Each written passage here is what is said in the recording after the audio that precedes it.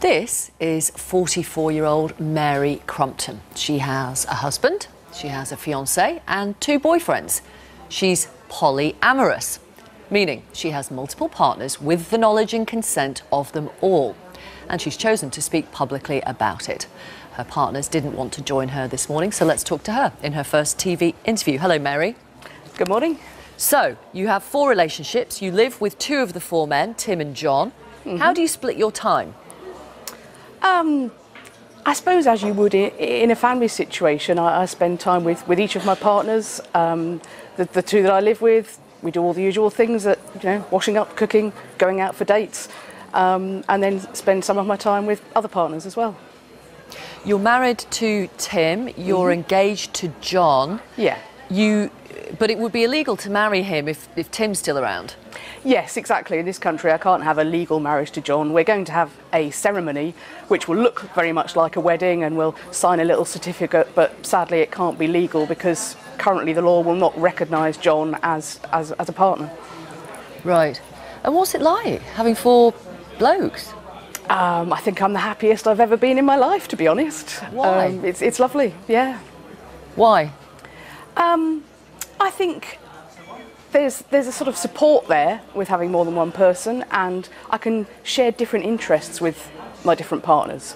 So it might be that, I really enjoy watching football, but my husband doesn't like football, so I'll go and watch football with James or Michael. So it enriches my life, I think, having that variety, and it means that one partner isn't required to kind of supply all my needs. There's no great pressure on one person to be everything to me. Do you mind if I ask about sleeping arrangements?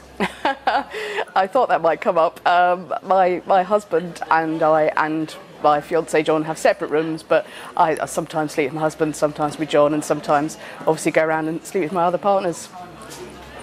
Does that ever feel odd, weird? Are you ever jealous? Are they ever jealous? No. I mean, we're not jealous people, and I think this sort of relationship setup wouldn't work if any of us were jealous. We communicate very openly and honestly with each other, and it's just lovely. And do your 4 partners also have other partners? Not at the moment. They have done in the past, but they're more than welcome to. I mean, I encourage them to. I'd like them to explore that, but at the moment they don't know. Right.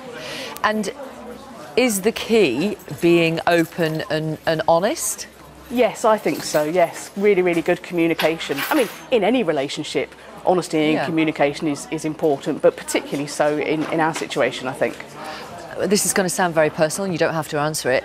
OK, I take about being open and honest, but would you talk to one of your partners about the kind of sex you'd had with another partner? No, I mean, I think details of that are private, really. So I'll say I'm having a good time, but I won't go into details. Right. 2 of your partners are significantly old. In fact, apart from your husband, 3 of the men are significantly older than you. Is that significant? Is that relevant? Why do you think? I don't think it's really relevant. I mean, it sounds a cliche, but I do really genuinely see age as just a number, and I fall in love with a person, and to me it doesn't matter what age that person is. If we click, then that's all there is to it, really. So you're in love with all 4 of them? Oh yes, very much so, yes. How is that possible? Yeah, people ask me that. I mean, I suppose I compare it a bit like a mother loving a child. If she has a second child, it doesn't mean she loves the first child any the less. So I don't think love is a limited resource. And actually, I think most people, if they're honest, will say, actually, yeah, I can remember a time when I was with one person and fell in love with another. And at that point, they either quashed it, didn't do anything about it, or perhaps they had an affair, whereas I'm just being honest about it. And why do you want to speak openly about it? Because at the moment there are a lot of people who will make judgments about our situation. In what way? What kind of comments have you had? What does people say? Oh, well, I mean, there's the sort of, oh, you're a slapper or that kind of thing. People think it's all about sex and sleeping around, which it isn't.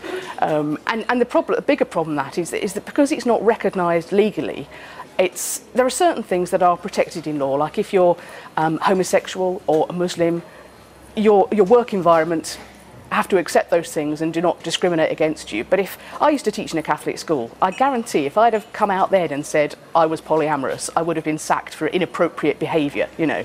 And say if I go into hospital and I'm ill, I can only name one next of kin. So it's sort of, my husband Tim is the only one who has any rights, and that's not how it should be. Right.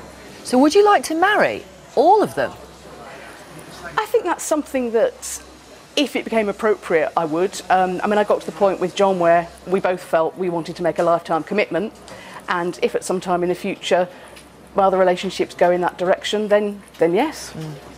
So sorry, I interrupted, Mary, when you said you wanted to speak out because of the negative connotations, and do carry on with that. Yeah, I mean, I'd like to live in a world where people are allowed to love who they want to love without being discriminated against for that, without being judged for that. You know, we're living in a way that doesn't hurt anybody, we're very happy, we're all adults, and yet people still, there's a stigma about it. And I've been inundated with messages from people who've said, I live like you, but I'm too scared to tell my family, or I'm too scared to tell my employer. And people shouldn't be scared to speak out. And I've had people across the world coming to me and saying this. And that's really why we did this. You know, people say, oh, did you want to be famous? No, I just want to be somebody who's willing to stand up and speak out for all the people who don't feel able to, in a hope of a world where we're free to live how we want to live. And you said you used to work at a Catholic school, and you can guarantee you'd have been sacked if you told them about your domestic setup. What job do you do now? I'm a life coach, so therapy. So you work for yourself? I work for myself, yeah. Right. Yeah. And actually, I mean, my clients, I think, it works in my favour in that environment, because people say, oh, I could tell you anything, I know you won't judge. So in what I do now, it's actually beneficial to be the sort of person I am. Right. Thank you very much. Thanks for coming on the programme. Thank you, Mary. Thanks. Leslie says, watching your programme today, always a very interesting start to the day. Today's story about a polyamorous life is something else. A couple of other reviews saying, why are we giving Mary Crumpton airtime? Well, you can judge for yourself.